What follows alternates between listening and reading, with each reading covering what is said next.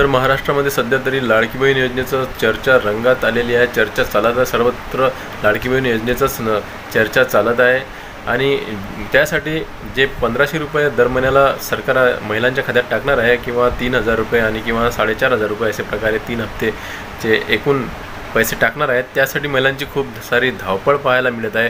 प्रत्येक ठिकाणी महिला ही जात आहे त्यांच्या कागदपत्रांची पूर्तता करण्यासाठी, किंवा बँकेत KYC करण्यासाठी असो, किंवा त्यांचे जे आणखीन सीडिंग वगैरे जे काय असेल ते पूर्ण करण्यासाठी त्यांची खूप गर्दी किंवा रांगाच्या रांगा तिथं दिसून येत आहेत आणि त्यांची धावपळ स्पष्ट दिसून येत आहे। खासाठी की आपल्याला जे पैसे सरकारकडून मिळणार आहेत ते आपल्याला मिळावे, यासाठी त्यांची खूप सारी धावपळ चालू आहे। आणि काही जणांचे जे अप्रूव्हल आलेले सुद्धा आहेत, काही जणांचे फॉर्म रिजेक्ट झालेले असतील, काही पेंडिंग आहेत, काहींचे रिव्ह्यूमध्ये आहेत। आणि ज्यांचे अप्रूव्हल झाले त्यांना एक आनंद असा वाटत आहे की आमचा फॉर्म अप्रूव्हल आलेला आहे आपल्याला, तर आपल्याला नक्की पैसे मिळतील आज ना उद्या।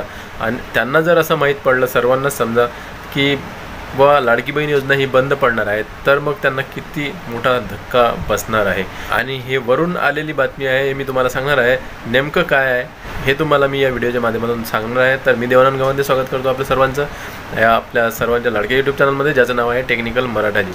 मित्रांनो, या चॅनलवर मी लाडकी बहीण योजनेसंबंधित असेच नवनवीन व्हिडिओ आणत असतो आणि शासकीय योजना, केंद्रीय योजना या सर्वांची माहिती या चॅनलवर देत असतो। जर तुम्ही चॅनल नवीन असाल तर चॅनलला सबस्क्राईब करून घ्या, लाईक करून घ्या आणि शेअर करायला विसरू नका। तर चला, या व्हिडिओमध्ये मी तुम्हाला सांगत आहे आणि प्रूफसुद्धा दाखवतो। चला तर बघूया आपल्या व्हिडिओकडे जाऊन। तर हे बघा, पुण्यातील एका जमीन अधिग्रहणाच्या प्रकरणात सर्वोच्च न्यायालयाने महाराष्ट्र सरकारला चांगलेच फटकारले आहे। काय आहे प्रकरण हे मी तुम्हाला सांगतो।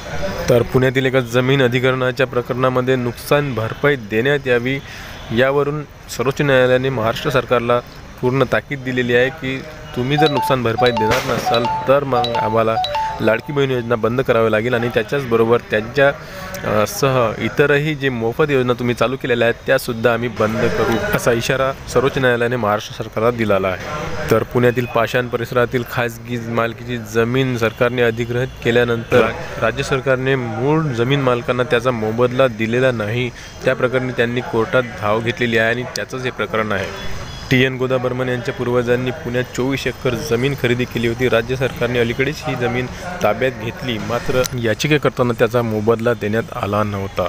त्यामुळे याचिकाकर्त्यांनी न्यायालयात धाव घेतली आणि आता सर्वोच्च न्यायालयाने त्यावर म्हटलेले आहे की जमीन अधिग्रहण केल्यानंतर लोकांना त्याचा मोबदला दिला जात नाही, मात्र लाडकी बहीणसारख्या मोफत योजना मात्र चालू आहेत। असे असल्यास आम्ही लाडकी बहीण योजना थांबवावी का, असा सवाल खंडपीठाने उपस्थित केला आहे।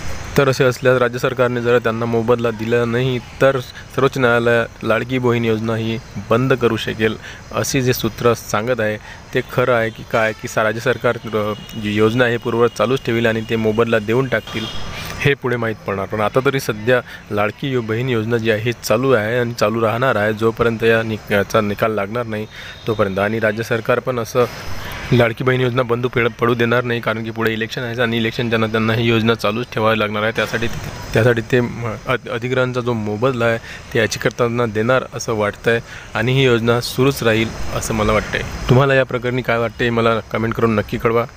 अशाच प्रकारचे व्हिडिओ बघण्यासाठी आमच्या चॅनलला सबस्क्राईब करा। मला आशा आहे की हा व्हिडिओ तुम्हाला आवडला असेल। भेटूया पुन्हा नवीन एका व्हिडिओमध्ये, तोपर्यंत जय महाराष्ट्र।